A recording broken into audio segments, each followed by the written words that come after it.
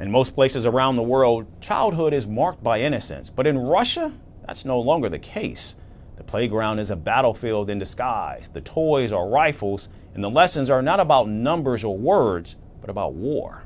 Children as young as 8 are crawling through mud, hurling grenades, and carrying guns, both real and replicas.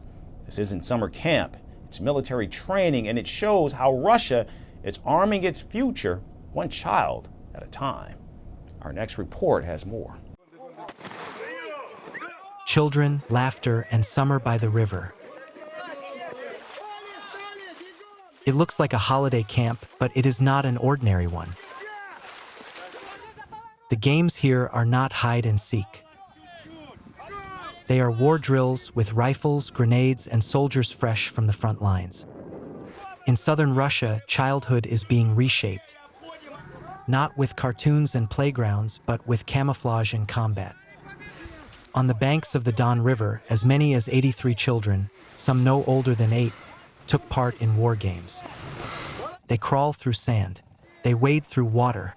They practice throwing real grenades and hold real rifles. Their excitement is unmistakable. We made the run. Everything is cool. Thank you very much for another trainee interjecting. I nearly died. We made the run 3 times. For many, it feels like stepping into a character from a war film. But this is no movie set. It is real training under the eyes of real soldiers. Some children say these drills test their willpower. Others say they are doing this for their motherland. This route march helped me to test my limits. It allowed me to find out how strong my willpower is. Why I am here? It's because I want to tie my future with military service. I want to serve my country and be loyal to my cause till the very end.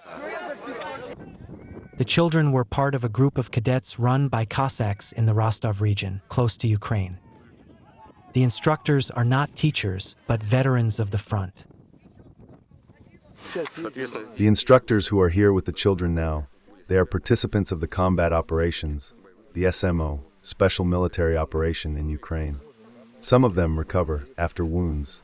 Others received a leave from their units, specifically to join our event. For the children, it is their first taste of army life. For Russia, it is preparation for the future. Russian officials say these programs build patriotism. But critics say handing guns and grenades to children is a form of indoctrination and propaganda. And this camp is not an isolated incident. Across Russia, schools are adding military lessons to the curriculum. Children are taught to assemble rifles, to fly drones, and to study the maps of battlefields. The push continues even abroad. Hundreds of Russian children have been sent to North Korea for joint camps framed as cultural exchange. At home, Moscow is pouring hundreds of millions of dollars into youth projects designed to toughen the next generation. Reports suggest that Russia spent more than $500 million on these so-called Patriot projects. The effort extends into occupied Ukraine. Russian teachers are being paid around $25,000 to relocate to the occupied parts of Ukraine, where Ukrainian teachers had fled. And even children are now handed textbooks that justify the war in Ukraine. History lessons are being rewritten to erase Ukraine's identity. Excursions celebrate Russian soldiers as heroes. The list goes on. And that's not all. Russia has taken thousands of Ukrainian children. Many have been placed in re-education camps. The aim? Erase Ukraine's identity and turn the children against their own country. These groups organize competitions for Ukrainian children, rooted in the Soviet era, where Ukrainian children are required to demonstrate general military literacy. International humanitarian law bans activities like this. The International Criminal Court issued an arrest warrant for Russian President Vladimir Putin in 2023 for the unlawful deportation of children. Putin and the Kremlin deny these charges. Russia's war on Ukraine is not just a fight for territory. It is an imprint on hearts and minds, pressed into children too young to resist. In these camps and schools, lessons and games have taken a different turn. They have become rehearsals for the future, drawn in uniforms. Because here, childhood is not simply lived.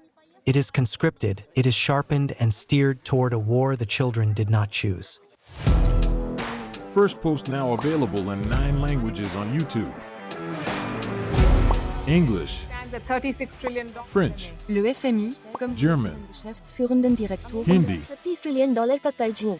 Indonesian, Pemerintah tanpa pemeriksaan. Italian, Sekali radikali. Japanese, $4 兆ドル以上も. Portuguese, Por causa do próprio balanço patrimonial. Spanish. Beautiful bill. Go to Settings, click on Audio Track and select a language of your choice. Be the first to know what's happening around you in your first language. First Post.